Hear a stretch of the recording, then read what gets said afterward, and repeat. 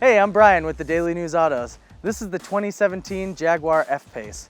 Now this is Jaguar's first ever SUV, and it's a big deal for the brand because people just can't stop buying SUVs right now and probably won't for the foreseeable future. So we're gonna take it out and see if it just looks the part or if it's really worthy of an SUV with the Jaguar badge on it.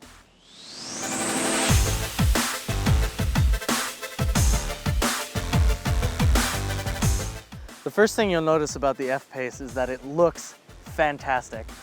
Jaguar's taken their great new design language and applied it to this SUV, and they've taken some styling cues from the F-Type sports car and applied those as well. You notice that the taillights are almost exactly the same as the F-Type, and those headlights that you see up front are the same as Jaguar's own XF sedan. So clearly Jaguar's new design language is working because this is one of the best looking luxury SUVs on the market. Inside, things are a little less exciting. Jaguar's new design language is pretty reserved, and although it's meant to be function over form, things aren't as simple as they'd seem. Ergonomically, some of the buttons are hard to find if you don't look for them pretty deeply. A couple of the functions, like adjusting the head-up display, are buried inside menus. Cabin space is surprisingly generous, however. There's lots of rear seat room, and headroom in the front and rear is almost exactly the same. If I've got one big problem with the interior though, it's got to be some of the trim pieces. Where other automakers are starting to use leather or leatherette and other soft touch materials, Jaguar's got hard plastic along where you might rest your knees, on some of the door panels. Overall, it feels a little bit unfinished. Now, as good as the F-Pace looks, it drives just as well, maybe even better. This is an all-wheel drive platform. For right now, the only F-Pace you can get is with all-wheel drive, but it's rear-wheel drive bias, so all the torque goes to the rear unless it detects some slippage in the front. That means it drives more like a sports sedan than it does most of the other crossovers you'll find. And that means it's a lot more fun in the corners. The steering is a little on the lighter side, but it's got a good ratio to it, so when you turn in, the car turns with you.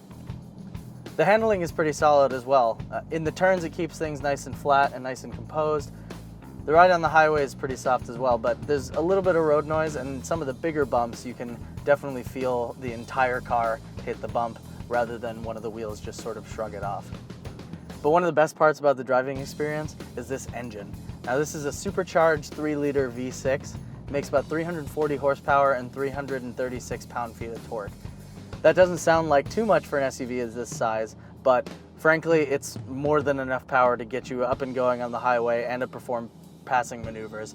And if I'm honest, it sounds fantastic. The V6 has a nice rasp to it, a nice growl, and it rises in sound and gets nice and melodic at the top of the range as well. Overall, it's a pretty exciting driving experience for something like a crossover, and I think that gives it a leg up on a lot of the competition, except for maybe the Porsche Macan, which I still think is a little bit more exciting to drive. If you're looking for excitement in the looks and the driving department, the F-Pace is hard to beat. So, the F-Pace looks fantastic. It drives really, really well. I'd say second only to the Porsche Macan in this segment. And the engine note makes me feel sort of all fuzzy inside. But some of the interior trim pieces are a little bit suspect in terms of quality. I think the interior design overall could have been a little more exciting. And the infotainment system could use a few tweaks to make the ergonomics a little more fluid. Overall though, this is the luxury crossover you get if you want the curb appeal of something with 2 doors that's a lot lower and sportier. Well, that's all for now. I'm Brian with the Daily News Autos, and we'll see you next time.